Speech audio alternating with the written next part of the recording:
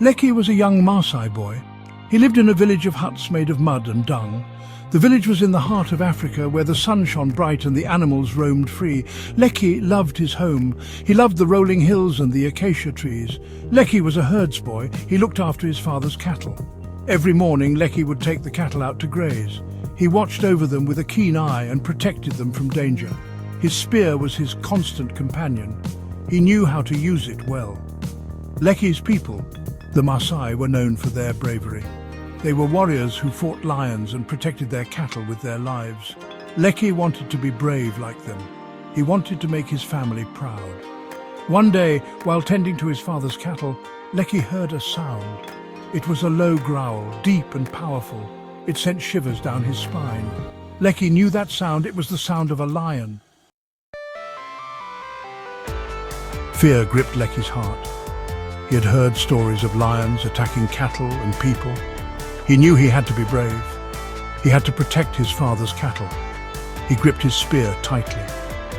Lecky carefully scanned the tall grass. The lion was hiding, waiting for the perfect moment to attack. Lecky knew he had to act fast. He had to be smart and courageous. His heart pounded in his chest. Lecky gathered his cattle, urging them to move closer together. He used his voice and his staff to guide them. He knew that a united herd was stronger against a predator. Lecky took a deep breath. He remembered the stories of his ancestors, the Maasai warriors. He remembered their courage and strength. He knew he had to be brave, just like them. With a surge of determination, Lecky stepped forward. He stood between the lion and his cattle.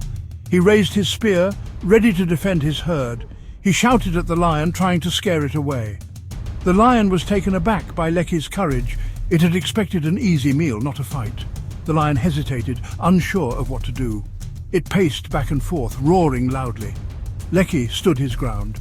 He knew that if he showed fear, the lion would attack. He had to be strong. He had to be brave. He thought of his family, his village, and his duty.